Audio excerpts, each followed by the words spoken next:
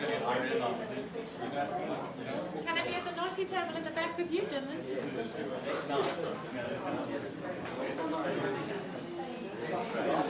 Okay.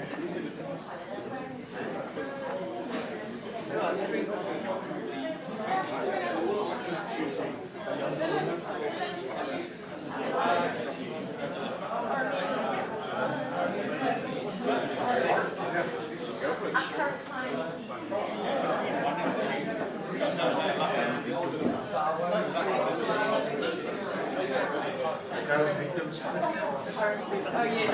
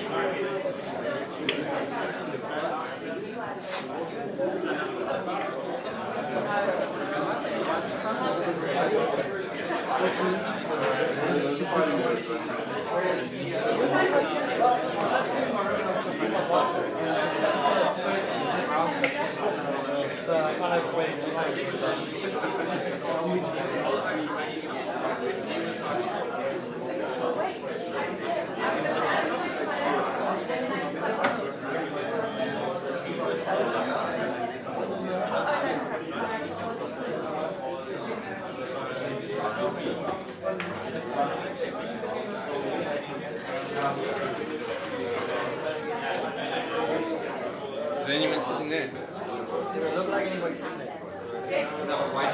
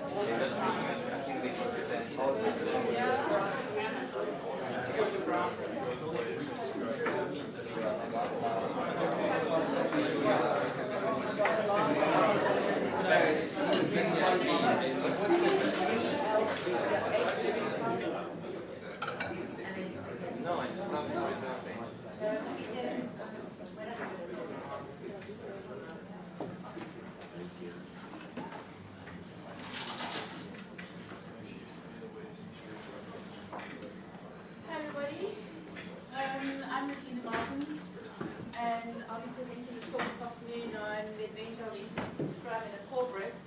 So a little bit about me. This is my first conference talk, so be gentle.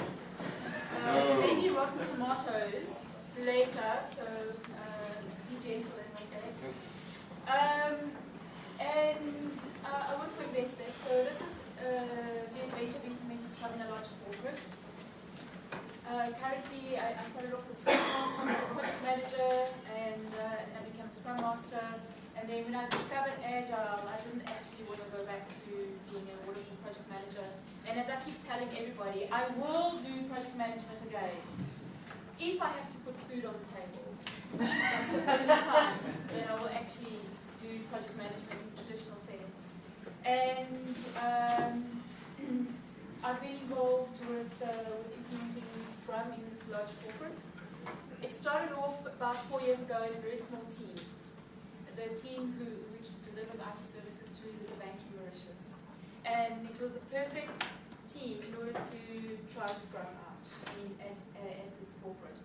And it's a self-contained team, consists fully multifunctional, and it became cross-functional with time. And the products we were developing were very self-contained. There was little integration into the rest of the investing systems, and that was very successful. This team started delivering, and this team became awesome, and it's still an awesome team. And the rest of private bank IT, and I'll go more into a bit of the context, then decided, well, it works for Mauritius, now let's see if we can actually scale it to make it work for the rest of private bank. And there were certain problems which I will go through as to the reasons why we needed to change. And since then, the team became very successful. So currently I'm development manager for the Investing Bank Mauritius, as well as another layer, basically the logical layer that connects our front end with our host systems. So that's just a bit about me and why I'm standing up here today. Right, so over the next hour, the story is going to cover 4 main elements, which is the environment and the context. And it's very important to understand what the environment and the context is, because everything is context specific. What's actually working for us now may not necessarily work for another corporate. And it's all about extracting what the principles were, rather than the actual tick box, or using it as a tick list. This is not this is not meant to be a tick list. It's meant to show you or to communicate with you something that is working for us. And we are nowhere near where we should be, and where we should be, well, who knows, because we're in a process of inspecting and adapting. So where we were 2 years ago is very different to where we are now, and I know it's going to be very different. It is in a year's time. It's very different to where we are now currently. So yeah, we're in a process of evolution, and I don't think that it's ever going to end. Then the barriers we actually encountered, and when you see what those were, you probably think, yeah, we're encountering the same, or we know about those barriers, because a lot of corporates encounter them in some form or another. And then the things that are working for us currently.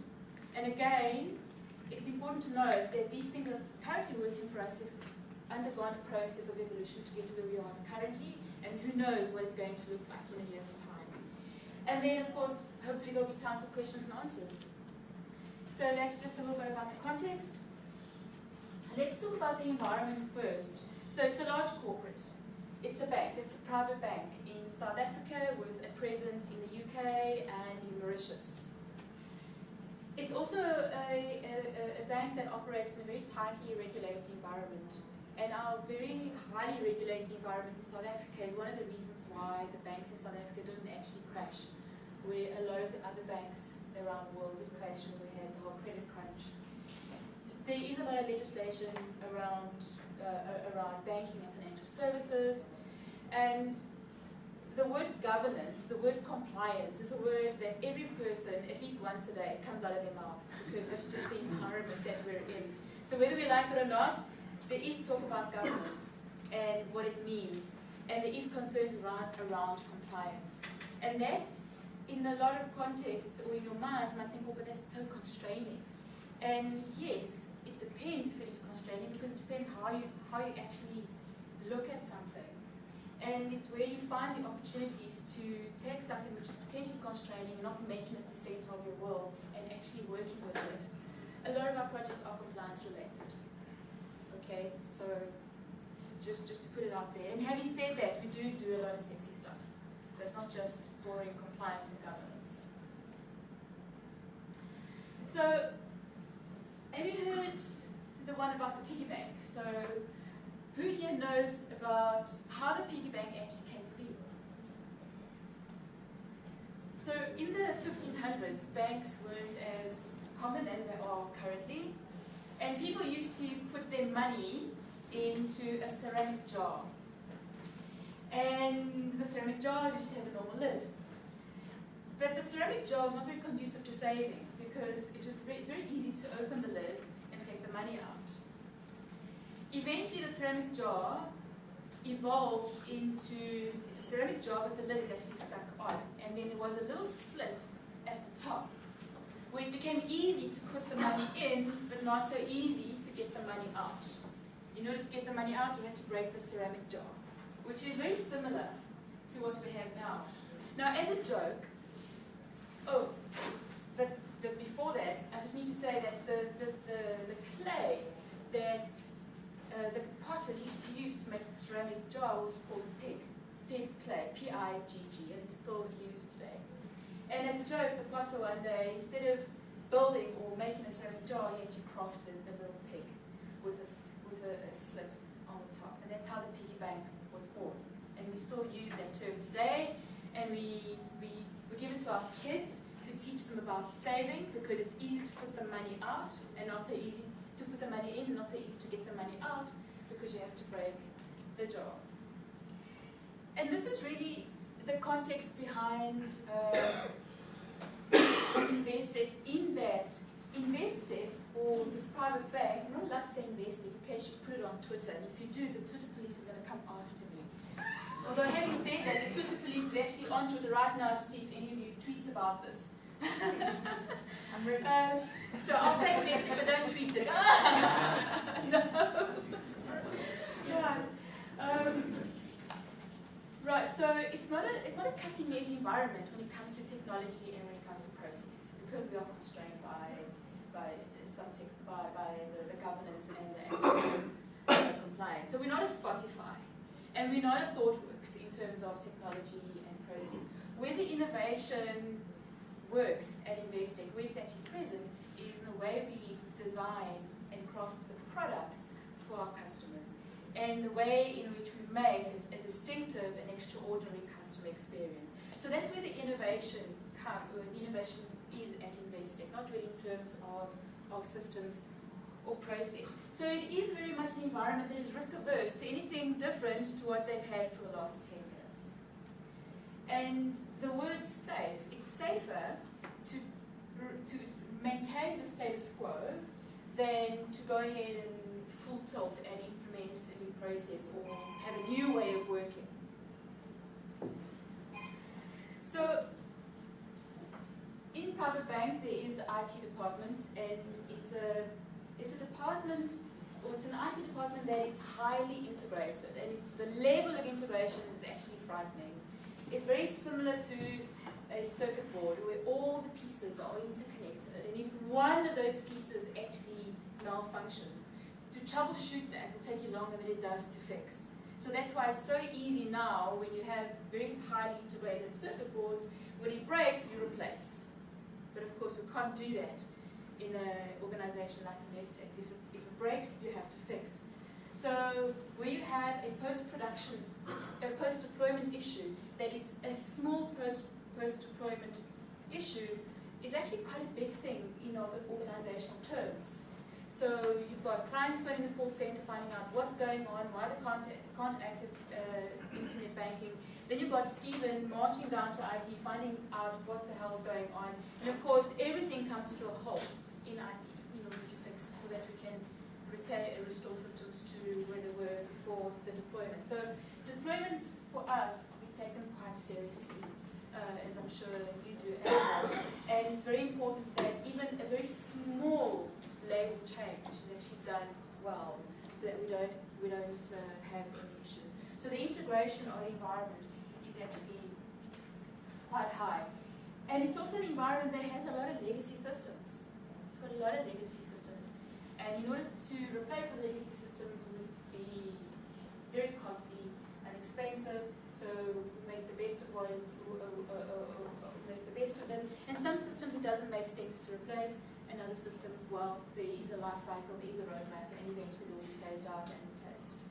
So that's the important thing. So 2 years ago, this is what private bank IT looked like. This was the story. It was dark clouds. It was dark days. We had 360 people, and we had 50 plus projects in progress, of which 18 had been delivered, and this was in a 12-month period. And we released every 2 months. So we had a bunch of people who were doing a hell of a lot of stuff, but not really completing much. We had also people sitting offshore, developers sitting offshore, we had contractors, and everything was very dispersed. And there was very little coherence and not a lot of dialogue. And IT and business were separated. And the message in the corridors from business was IT doesn't deliver. And one of my favorite quotes by Harold Robbins is, if you always do what you've always done, you'll always get what you've always got. So clearly we were doing things which weren't working, and the case for change was evidence at that particular point in time.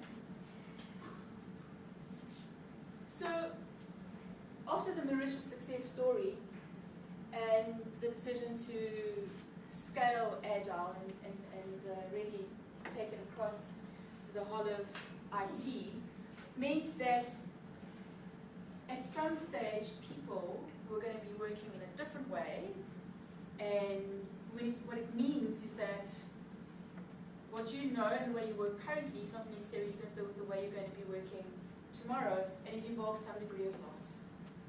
And that's what I call the meltdowns. And I call it meltdowns, not in a derogatory term, because I myself personally, I went through a meltdown, quite a dramatic meltdown, which I'll tell you a little bit about.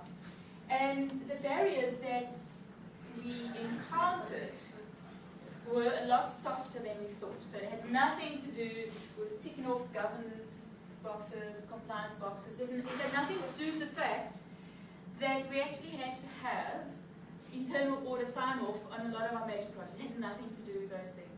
It had to do with the softer stuff.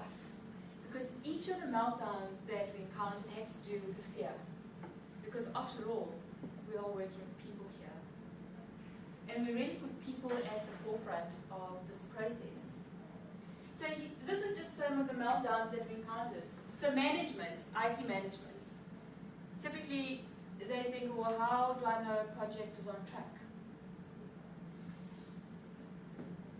And management is normally used to Gantt charts and reports and this and that and steering committees and rate logs and all of these things, because that gives them a feeling of comfort that a project is actually on track, and it gives them an idea that they should control something. So management wants nothing to do with Agile or Scrum because they don't know how a project is going to be on track. And I remember sitting with one of the business owners, and he needed to replace one of his systems, and he thought Scrum would be a good idea because he heard Scrum delivered things faster, and he wanted to know about it. So I sat down with him, and I took him through the process, and he said, no, I get it, yeah, shocked. And then I go away. And then a week later, he phones me, and he says, I've got a few questions. And I go back, and I sit with him, and I realize that he's regressed. He's got a lot of questions, they're good questions, but he's just not convinced Scrum. He thinks it's a good idea, but he's not sure of it. And this went on for about 3 months. And I actually thought it's not my job to convince him. He must actually feel that he can try something new, because previously delivering projects in a very waterfall fashion was taking way too long for him. And he needed to deliver this new system replacement in a short space of time.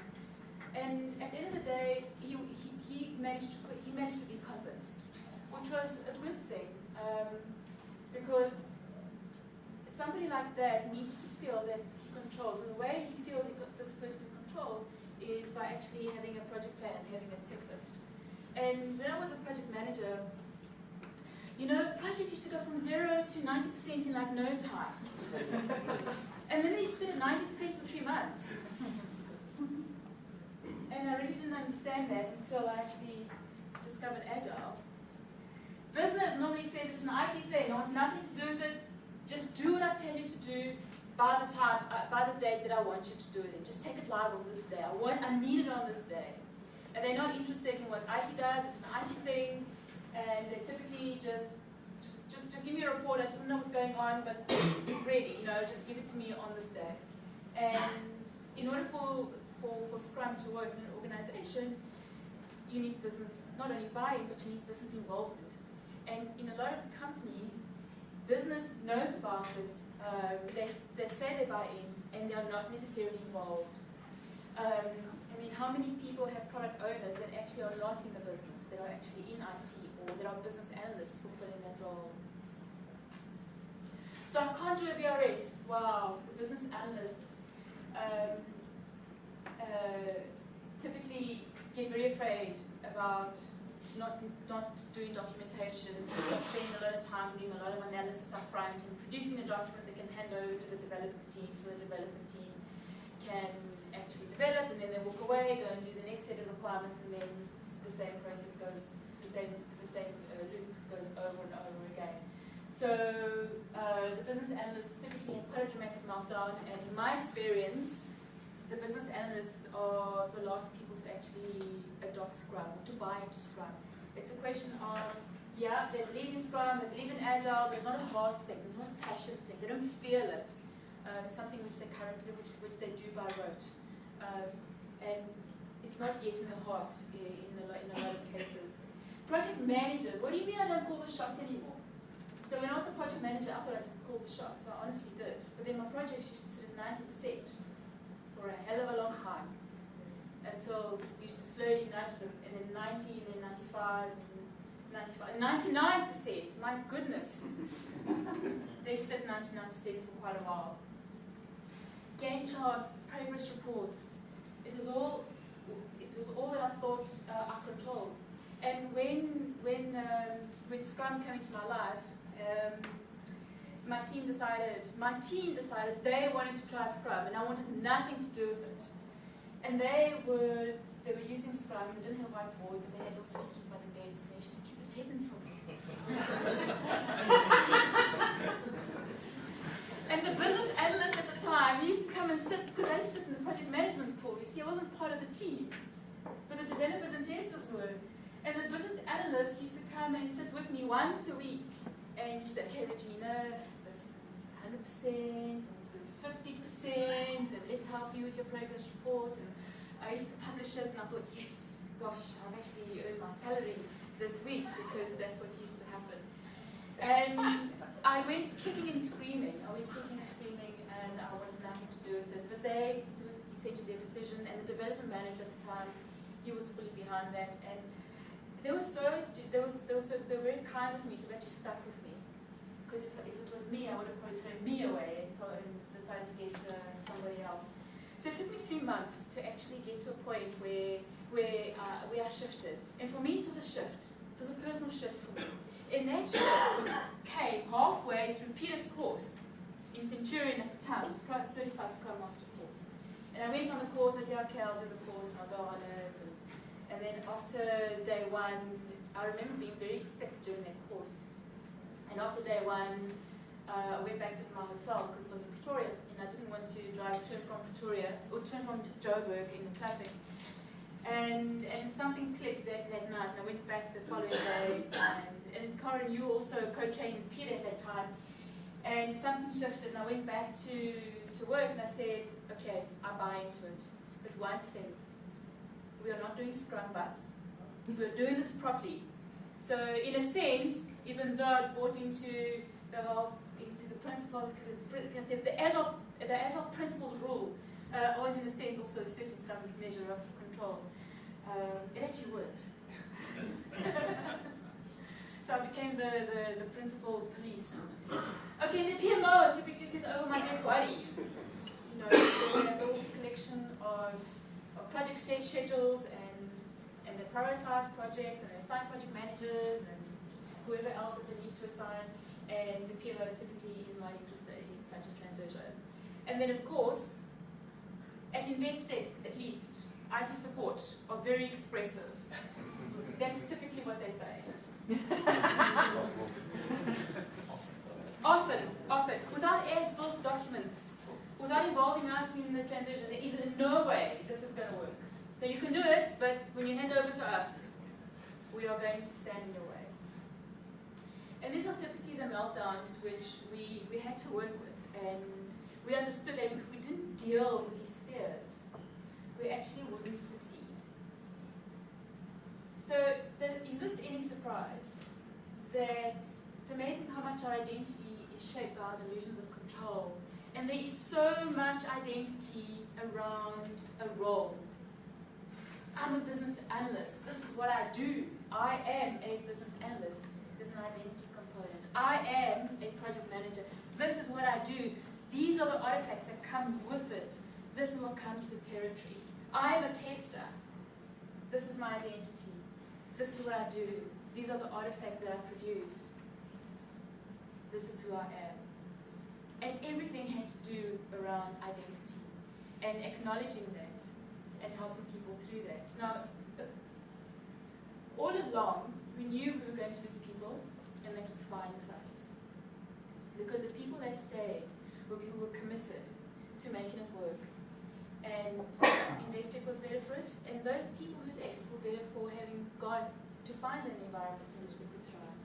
So the people who are currently with us are people who feel they can thrive in this environment. So it's not all about the shares. Right. So there were a couple of issues that were encountered. And in typical Investec fashion, we dealt with these issues head on. Those of you who know the Investec culture, it's a culture where there's a lot of dialogue, there's a lot of discussion, everyone wants to have a say. There is definitely a feeling of FOMO. People don't want to be left out. They want to be part of the process, and they want to be part of the decision. And we leveraged that. Because in order to deal with these issues, we couldn't pussyfoot around. We couldn't walk on eggshells around anybody. We had to tackle them head on so that we could move forward. And that was very important. And yeah, it took a lot of courage. And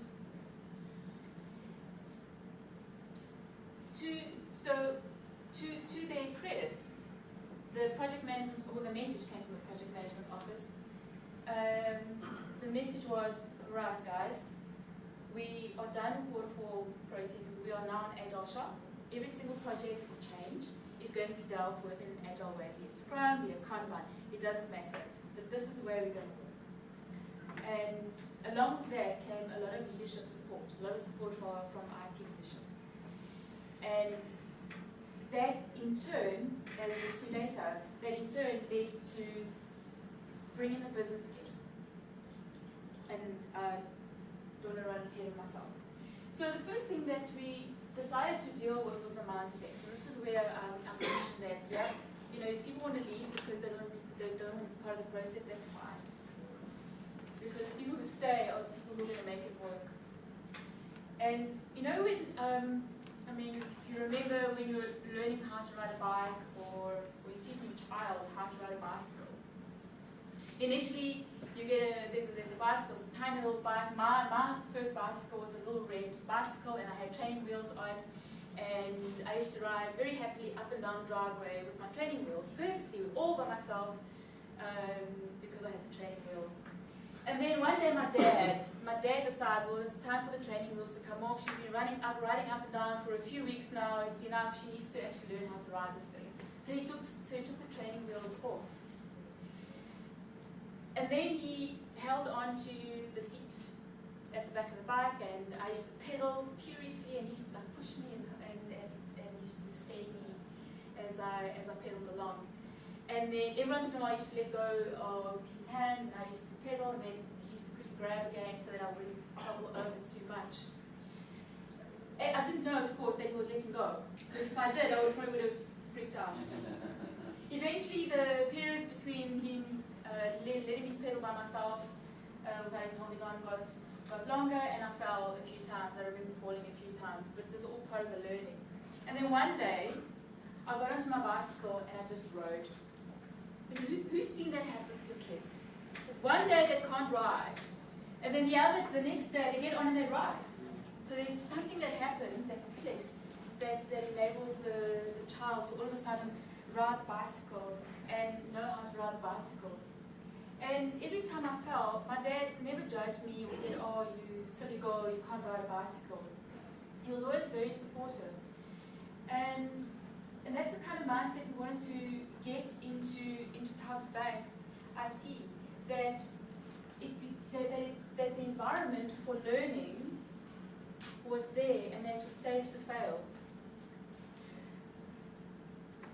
All along this process, the Agile principles became our guiding light. It became the set of principles that we used to test every single one of our decisions.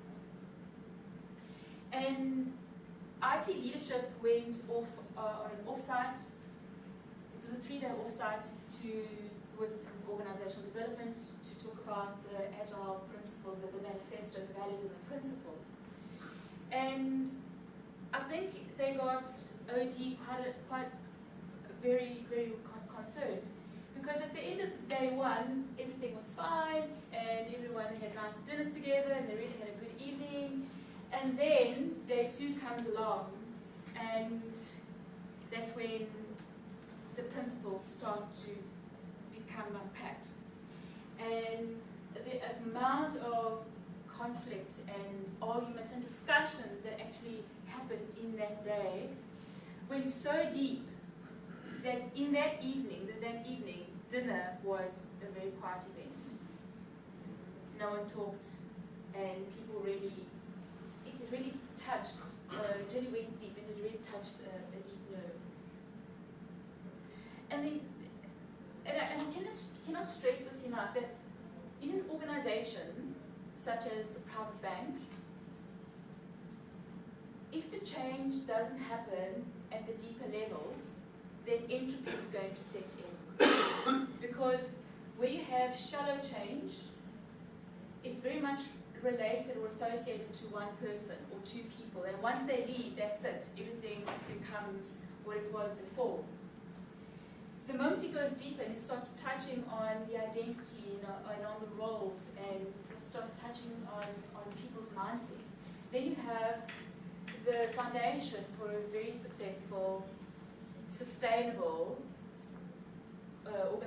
change in the organization. And what we also didn't do is we didn't go ahead and say we need to do organizational change, we need to change the culture, this is what we have to do. For Scrum you need this and this and that. We actually worked with the existing culture. Because the moment you mention organizational cultural change, people get very nervous, and the impact is quite far-reaching. Systemically, you can't just decide, well, we're going to change a culture today, and then not expect it to be backlash and impact further down the field. Right. So then, people started learning that it was okay to fail, or it was okay not to succeed at something, because at the end of a particular sprint, there was a retrospective. And one of the things that I always coach teams is the most important session is the retrospective. Yeah, sprint planning is important, and so is the review, and so is the backlog grooming. If you don't retrospect, then don't bother, because you're not learning. You're not creating a culture of learning and a culture of becoming better.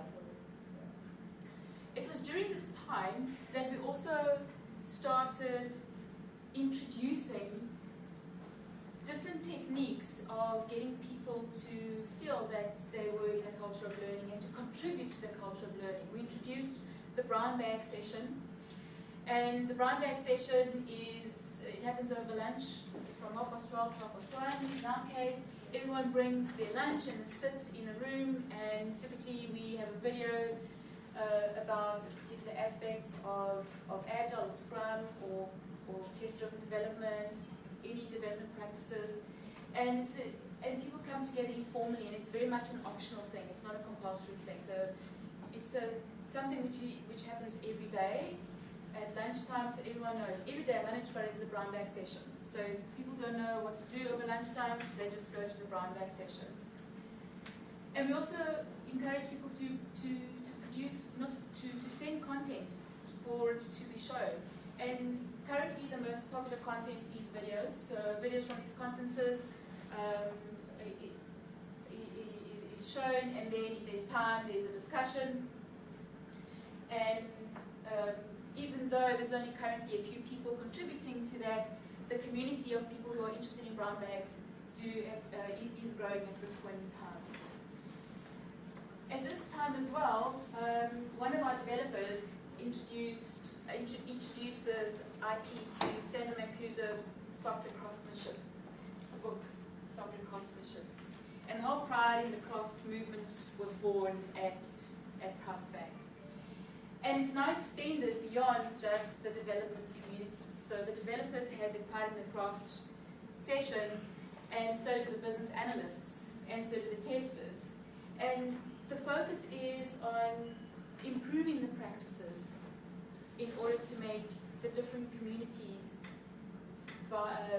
work well together and collaborate within this environment.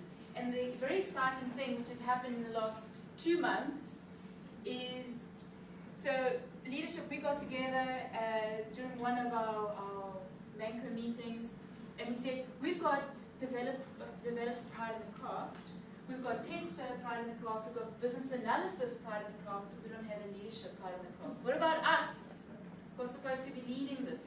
We also need a pride in the craft. We also need something that's going to bring us together, see how we're working, and help each other improve and get better. Then, implementing a team-based culture.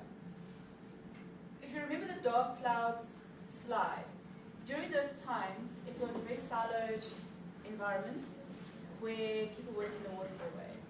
And business was definitely not part of the whole process. So implementing a team-based culture became quite important. And not only a team-based culture, but teams that were multifunctional, where it was possible. It wasn't possible in all aspects to bring together multifunctional teams, but majorly we actually brought these together. And one of the wins was to bring the business in, because they're really part of the bigger team. So we have IT, but we also have the business. So we've got the team, we've got the bigger team, and that's what the business is part of. And business really became pleased at the progress we were making, at the delivery they were seeing from IT. And we're very lucky that we've got a lot of lean thinkers, and a lot of them had already read Eric Ries's Lean Startup, and all of a sudden new terminology started being bandied about in private bank. It was MVP, minimum viable product. So what we need to do, just enough, which tied in very nicely to Scrum's just enough, just in time concept. And business helped also IT think about, when it came to the analysis that was done, think about, okay, so yeah, we need this, and it would be nice to have all of these features, but let's keep it lean, let's stick to what's really important, and we can always develop the additional things based on customer feedback. And one of the very first projects in private bank where Scrum is used is we started implementing it. We started implementing a minimum viable product, something which the business thought was enough, and it was so exciting because our business owner had the system, and we were still in the process of development because we were doing sprints and we we're going to release part of it. But within a couple of sprints, he had a workable system on his laptop that he was taking around to all different regions, and he was showing the regional guys what they were going to be getting in a few months' time, and that generated such excitement around what the product that was being developed. And it was those kinds of things that then convinced the rest of the business to think in the same way. And really, I mean, Keith is really one of our big champions, one of our big supporters for this whole process. I remember a story. It was an investor company, another one, different to the one I told you about before, and again, they deliver 20 projects a year, every year. And they have a limited set of people. But this year, they need to deliver 30 projects. So why 20 projects? Why 30 projects? No, because that's what the business wants us to do. Okay? All right. So how are you going to do it? And they said, well, we can't increase the account. We need to deliver 30 projects with the same amount of people. We definitely cannot break teams up into single multifunctional teams because we've got the Java developers and testers and the .NET and we've got this and that. And We're not going to change our structure, we're not going to do anything. But we have to deliver 30 projects with 7 amount of people. And then I asked one of the business analysts, and I said, so when you go into the business, are you thinking about what the business needs now versus what the business is going to need in maybe 5 months' time? And they said, well, you know, Regina, the problem is that the business doesn't get budget all the time to develop the features that they want. So when they do get budget approved, they then load all the requirements up front, and they say, you have to do it. We're not going to need it now, but you have to do it because we don't know where we are going to get budget again. And of course, it talks to a mindset. It talks to the mindset of the business, and it talks to a fear around, yeah, we have to do all of this because, you know, the business wants us to do all of this because they don't know when it is that they're going to get budget again. So, yeah, well, you know what? This project is going to take us 9 months to deliver, and at the end of the day, we're going to give the business what they want, even though they're only going to be using 10% of what it is that we're giving them. Clearly a lot of waste that was taking place there. So bringing the business in is important because, yeah, notwithstanding the fact that budget comes around once a year, and in this case, business was taking the opportunity to load the project with all sorts of features, is to get them to think a little bit leaner, because often what the business thinks they want, they only use part of, and what it is that they thought they wanted and didn't get in the first place, they're not going to want anyway, because what's important is what the business actually gets now and what they use now, and the feedback they get from their clients. And then, of course, craftsmanship, and I've actually touched on craftsmanship before at all levels and at all roles. Now, in the 1500s, believe it or not, Portugal was the world's superpower. You know, it's a tiny little country. They were the superpower at the time. In what superpower at the time meant, it didn't mean nuclear warheads, but it meant plying the oceans, looking for new trade routes, and finding new land. So they had a whole fleet of, well, they had a lot of fleet, but they had a lot of ships made out of wood. And it didn't quite look like this, similar to this concept, lots of sails made out of wood, and everything was handmade. There was no machinery in those days. And all the parts in that ship had to be meticulously handcrafted, because the ship had to withstand many months at sea and a lot of storms. Now, when Portugal was no longer the world's superpower, as the centuries wore on, the craftsmen who were building the ships held on to the craft. And the craft was passed on from father to son, and father to son, to son. Where today, you still have craftsmen who learned their craft from their dads, building these ships. Unfortunately, there are less youngsters wanting to learn the craft, because nobody wants to learn how to build ships anymore, because ships are built out of iron, and they're typically humongous ships, and the youngsters nowadays are not interested in working with their hands. That's generalization, I know. And the Portuguese people are so sad at this, because for them it's an issue, it's a matter of nationalist pride, that 600 years ago they were a world superpower, and they used to build these ships by hand. And they still build these ships by hand at this point in time, but they use them for recreational purposes. And every year on the river in Lisbon, there's a regatta of all these big ships that race each other around the river. So it's something which they actually do once a year. And the TV program that I saw, which actually reminded me of all of this, showed the sadness of the Portuguese craftsmen, that this is actually a dying craft. And in maybe 20 or 30 years' time, it's no longer going to be, it's no longer going to exist. It's going to become extinct. And by ensuring that we have craftsmanship at all levels, at all roles, it ensures that the craft of all the role players in this process is kept up to date, not the wrong word. It is the craft that is important. But more than that, is that people take pride in what they do.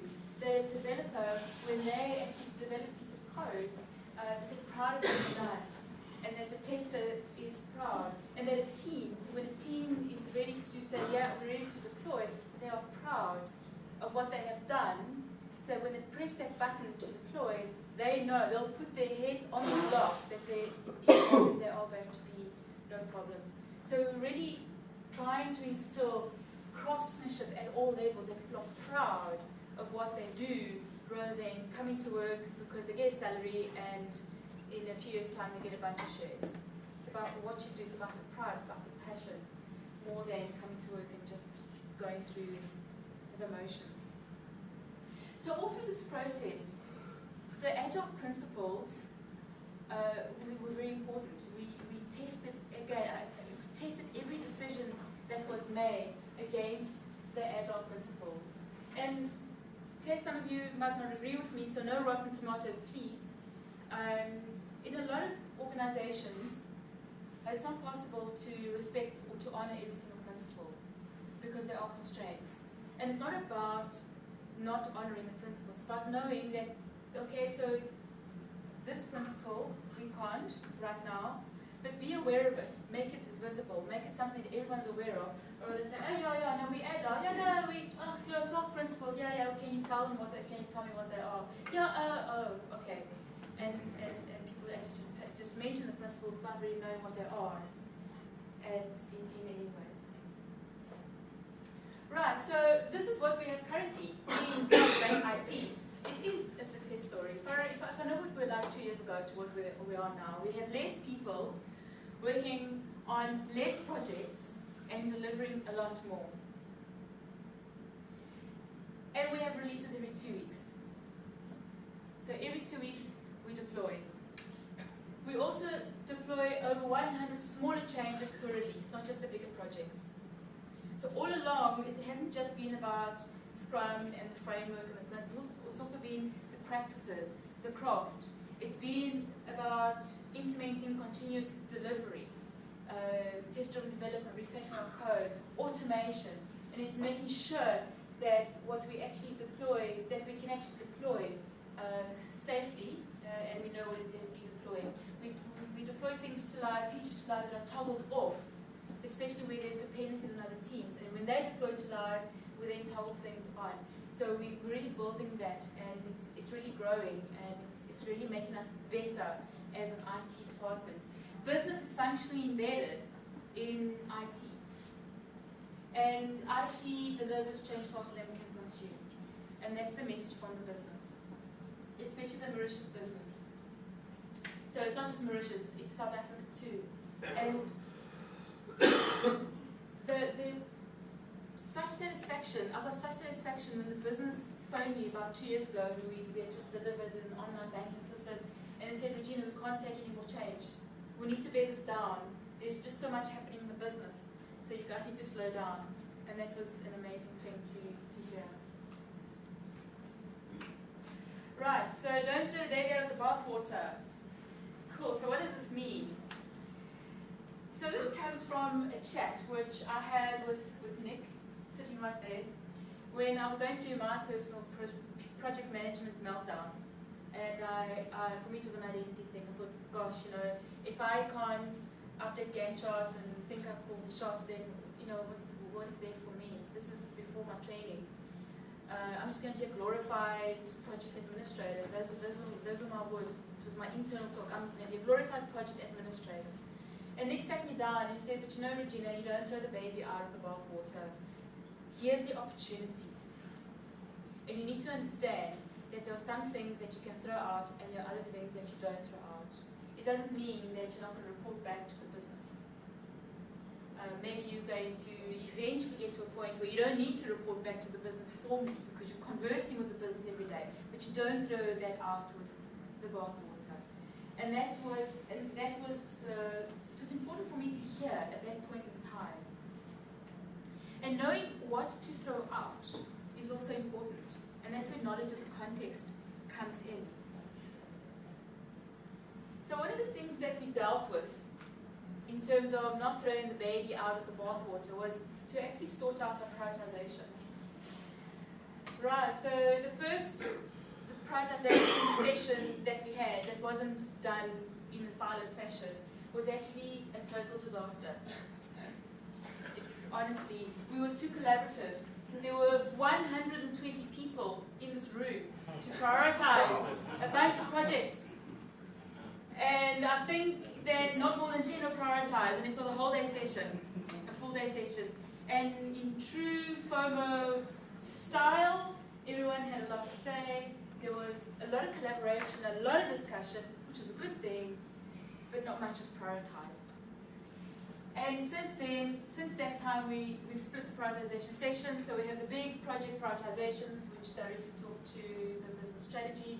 And then we have the smaller prioritization session, a separate one for the smaller changes, for the system enhancements, for the things which the clients are asking for, or which the call center are asking for, in order to make their lives a lot easier. And throughout this whole process of implementing Scrum and Corp, there was no formal change team. It was a bunch of like-minded individuals that aligned on the principle, on the why, not necessarily on the how. And that's where we had a lot of conflict. And I remember I disagreed fundamentally on a particular thing which the PMO, Nick, and his connection wanted to implement. And I didn't talk to Nick for months, and we're good friends. We didn't talk to each other on a personal level for months. We just used to go past each other in the corridor, which is a grunt, a greeting to each other, because we disagreed so fundamentally on the how to do something, on the practice, but we aligned on the principle. And eventually that's what brought us together, because we realized we're actually trying to work towards the same thing. We just had different ideas on how to do it. And yes, the how is important, but having the why is even more important, because that's what brings people together, because everyone understands what it is that they're working towards. So after we've got the prioritization right, or it's working for us currently, we then, no rotten tomatoes please, we brought in elements of SAFE, the Scaled Agile Framework. Now I know I've read the criticism about SAFE, and one of the criticisms is that it makes teams dumb, it makes people stupid because people are following the framework and they're ticking things off, and that teams are not autonomous. And the teams the teams in private bank are autonomous. They are not told what to do. The teams have their own backlog, they have their own prioritization sessions, they have their own business owners. So the prioritization that happens, as in the previous slide, is actually done at a higher level. So during that session, there is there's no indication, or there's no insistence, I need this done by this time. Once things are prioritized, the teams then it goes into the team's backlog, and the teams still have their own prioritization sessions with their business owners. And what implementing elements of SAFE has also brought about is the combined sprint planning session, which touches on what Peter said. Yeah, you have sprint planning 1 and sprint planning 2, everything's done together. Because a feature, unfortunately, we don't have feature teams. A feature cuts across all the different teams that we have. If you remember the integrated slide, so we don't have feature teams, we've got domains, and the domains are multifunctional. So there are the developers, the testers, the analysts. But a feature that needs to be implemented will cut across teams. And it's a very integrated environment. And we had to find a way. We had to find a way that the conversation and the dependencies were actually dealt with. And the collaboration which came about as a result of this process was actually astounding. Initially what happened is, so we rent out the auditorium at Investec, and we put tables very similar to this, and it's much bigger than this room, and the teams come together and they sit at tables. So there's a table, and there are teams that are, so we've got the online banking table, we have the banking system, we've got the lending system, and each team sits together. And that's where planning happens at a higher level. So we're not planning to the developer-ready level at this point. And then we plan for 2 months in advance. And the collaboration that happens, it's a very noisy session as you can imagine. And the collaboration that happens is quite astounding. It's collaboration that never used to be there before.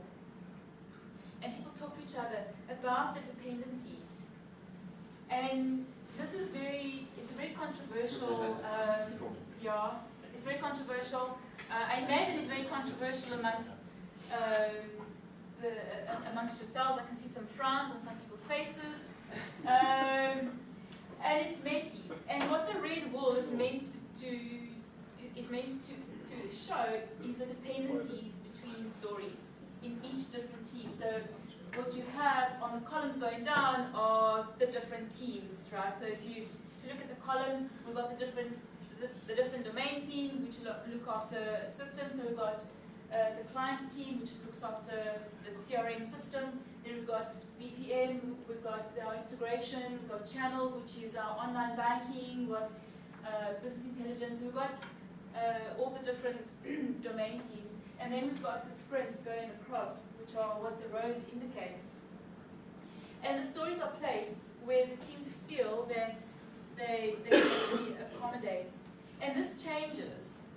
There's a scrum of scrums every week, and this actually changes because as teams prioritize things, they will then move things. And what the wall allows to happen is when a particular story moves, it allows the wall to follow so that the dependency is not lost. Now, when this was first done, it was very controversial. It's messy, and we're not going to know what's going on. It's just like a whole bunch of wool, but it works. Currently, it's working. It's odd. It's quite an odd thing, but somehow the eye follows the wool, and it does get tangled, but eventually gets to the other side. So this is currently working for us. And the first time we had a sprint planning session combined was about a year ago, and we didn't have whiteboards, as you can see in the previous slide. So we didn't have the whiteboards. And we don't have white walls, unfortunately. We're still trying to convince facilities that we need a wall that is plain and not whiteboards to be a lot cheaper and to be a lot more consistent. But we'll get facilities agile as well. That's part of the process. And so the PMO stuck a whole lot of white sheets of paper on the wall in the auditorium, and all the stories are placed with press stick, and the wool was placed, and then at the end of the session, the paper was rolled up and taken upstairs to the second floor, and then put up on a glass wall. Right, so press stick has never been known for its long-term staying power. And what happened overnight is that everything came crashing down onto the floor.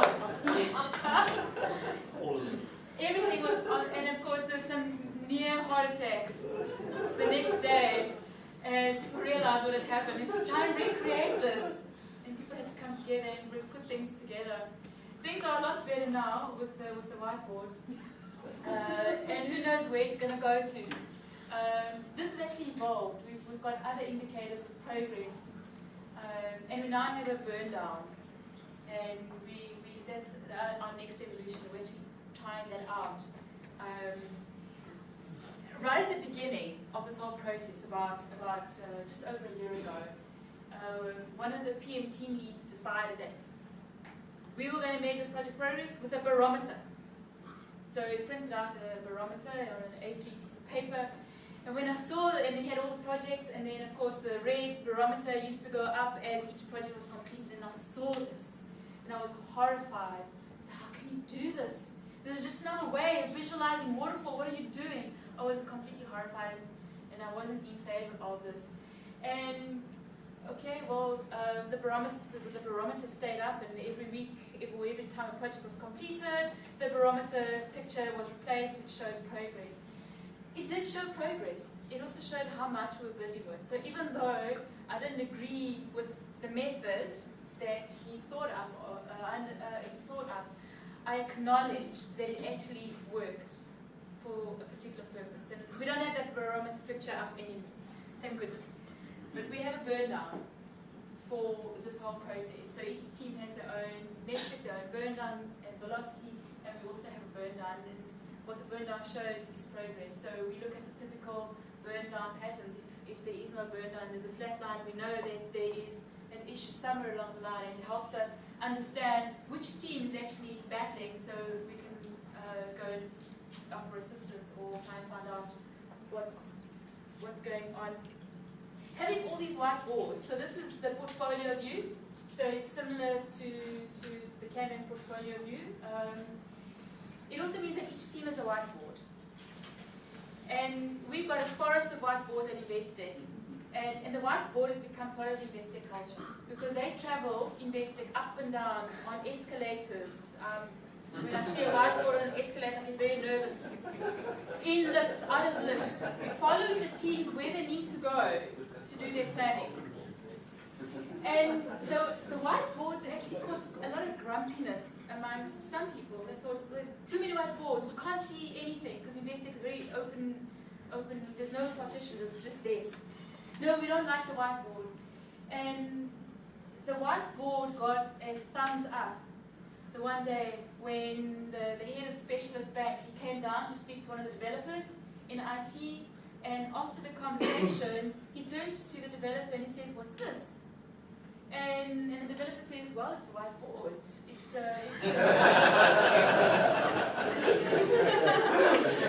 It helps us stay focused, and it helps the team stay focused, and it helps us visualize what we need to do." And then he asked, "Well, is it adding any value?" And the developer says, "Without a doubt." And the head of specialist bank, IT, said, "Well, that's good then," and walks away. So all grumpiness is gone. All grumpiness is gone. So we're very much so the whiteboard is a very visceral experience. And there's a lot of high-touch, visceral, visual experience. And there is no electronic tool.